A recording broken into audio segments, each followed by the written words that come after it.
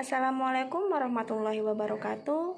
Saya Laila Qoniatul Isa, NPM 1903031031, Prodi Akuntansi Syariah, Fakultas Ekonomi dan Bisnis Islam, IAIN Metro Lampung. Baik, di sini saya akan menjelaskan tentang produk pasar modal Indonesia. Produk pasar modal Indonesia itu ada 4, yaitu yang pertama saham, kedua obligasi, ketiga reksadana, dan keempat derivatif. Baik, di sini saya akan menjelaskan tentang apa itu saham. Jadi, saham itu bisa dikatakan merupakan instrumen pasar modal yang paling populer. Namun, apa sih saham itu? Saham itu adalah sertifikat bukti kepemilikan atas suatu perusahaan. Sebagai bukti penyertaan atau kepemilikan dalam suatu perusahaan, saham memiliki 3 karakteristik, yaitu yang pertama, limited risk atau risiko terbatas.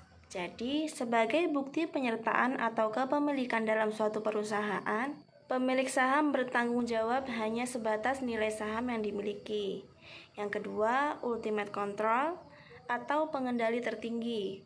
Artinya, di sini pemilik saham merupakan pihak yang memiliki kekuasaan untuk mengendalikan perusahaan. Yang ketiga, residual claim atau penagih terakhir. Artinya, jika perusahaan bangkrut, maka pemilik saham merupakan orang yang paling akhir mendapatkan hasil penjualan harta perusahaan. Kemudian, produk pasar modal yang kedua yaitu obligasi. Obligasi merupakan sekuritas berbasis surat utang yang memberikan hasil investasi bersifat tetap selama periode tertentu hingga jangka waktu jatuh temponya. Berdasarkan definisi tersebut, dapat dijelaskan konsep dasar dari obligasi sebagai berikut. Yang pertama, obligasi merupakan surat utang jangka menengah dan panjang. Artinya, jatuh temponya lebih dari 1 tahun. Yang kedua, obligasi dapat dipindah tangankan. Artinya, obligasi dapat diperjualbelikan. Yang ketiga, obligasi berisi janji dari pihak penerbit obligasi, pembeli atau pemegang obligasi berupa pembayaran imbalan bunga dalam periode tertentu, misalnya 10% per tahun selama 5 tahun.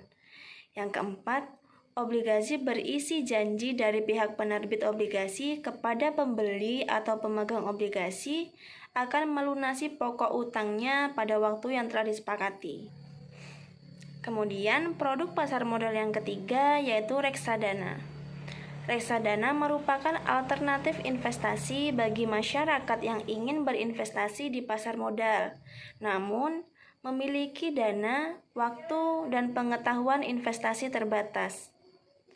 Undang-Undang Nomor 8 Tahun 1995 mendefinisikan reksadana sebagai wadah yang digunakan untuk menghimpun dana dari masyarakat pemodal untuk selanjutnya diinvestasikan dalam portofolio sekuritas oleh manajer investasi.